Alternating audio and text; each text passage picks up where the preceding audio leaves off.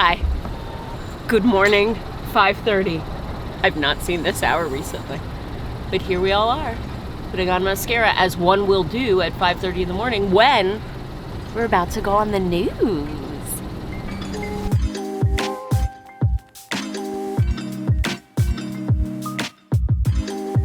I've been interviewed before. That's really cool. They stage it, it's nice, it's easy. You say something dumb, they cut it out.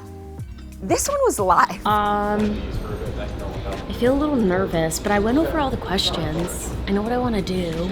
I know what I want to say. We'll just find out if I say it, you know? We're here at the porch because we're gonna do a fun little bit on the 6 a.m. news about the shop and the YouTube and our incredible craftswomen, and so we're excited to get the word out, share with the world. I think this lid is too much. Maybe they'll have to put me on the other side. This is also the last thing that fits. This is truly the last one. Okay. Did you turn into seven sort of in your head sometimes? Sometimes, yeah. Yeah, me too. Yeah, it's just one Why? of those numbers. They look similar. No, they don't. Yeah, they do. It's that curve on the top. Curvy. If you're going fast. Such a pack rat. In the broad daylight, this looks like a lot more. I was gonna say it looks like a lot more than it is, but it looks like exactly what it is. As much as people tried to prepare me for live TV, nothing prepares you. You're there, you're on, and then the lights are shining and everything you say actually goes out to the people. Do we like this? Otherwise, I have a black dress. I asked if you were gonna dress it. I was like, it may be naked. Oh, I meant me. But yes, I'm gonna dress it. I'm gonna dress my girlfriend there. That's awesome. I mean, that's what we call, I don't know why we call it that. So live was a really exciting experience. The other thing that I loved about it is that it brought up two really interesting topics to me that I wanted to talk about a little bit more offline, which is, first, is sewing actually dying? There's a lot of ways to take this question. There's a lot of things to consider. And I think the answer is absolutely yes and no.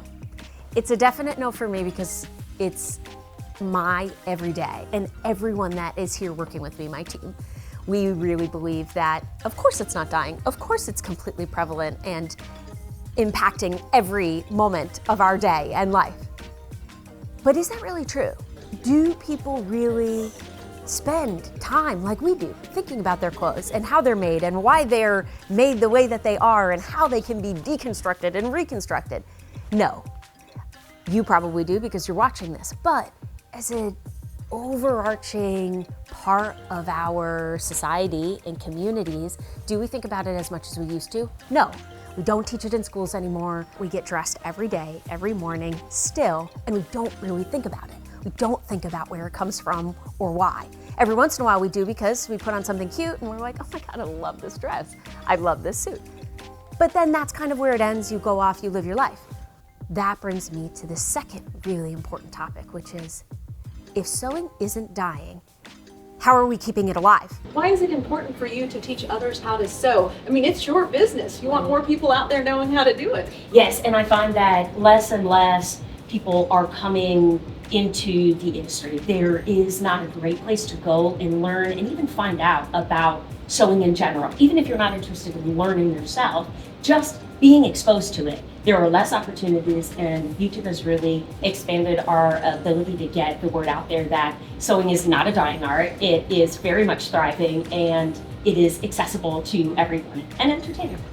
The standalone tutorials are really great, and obviously I'm never gonna stop making them. I mean, the shop is running every day, and I couldn't possibly live without sharing all of these individual processes with you.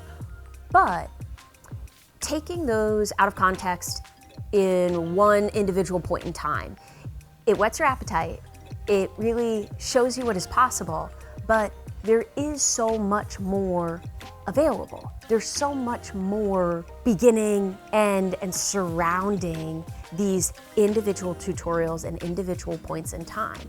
And I think that I really want to go outside of that. I really want to start padding out your knowledge and information that surrounds the individual processes. So when you do jump in, you have so much more context, information, awareness of what's coming before, what's coming after. Building your sewing confidence is really the way to grow that love. And I got a lot of questions after the bit about where can I learn to sew? From local people, from people on the internet, comments, and that's a really great question. And it's probably time for me to address the fact that I have never put out a course. Why would you want to learn in a structured, step-by-step course style instruction? So I focus mainly on solving problems as they come up. Those are my YouTube videos, right? I choose an issue and show you how to fix it, which I love. That's the way my brain works. But in a course style structure, you'd go step by step through an entire complete process. This can be really good for beginners, but it can also be really good for somebody who already has experience and doesn't know exactly which step they're interested in. So beginning at the start of the pant, all the way from the measuring, cutting, sewing, finishing, at what point do you either fall off, need more instruction, or get lost in the process? If you want to learn in a course style structure something, I want to know about it. What should I put up as a first sewing course? Should it be for kids? Should it be for adults? Should it be specific to menswear and making a collared shirt? What should I do in a complete course that would be interesting to you that we're not really touching on? That's going to help not just the future generations. Future generations are great. I love you, future generations. But the current generations, the ones that are saying that sewing is dying, us, what do you want to learn? What can we learn together? So let me know. Leave me some comments, ask me some questions. Thank you, and we'll talk soon.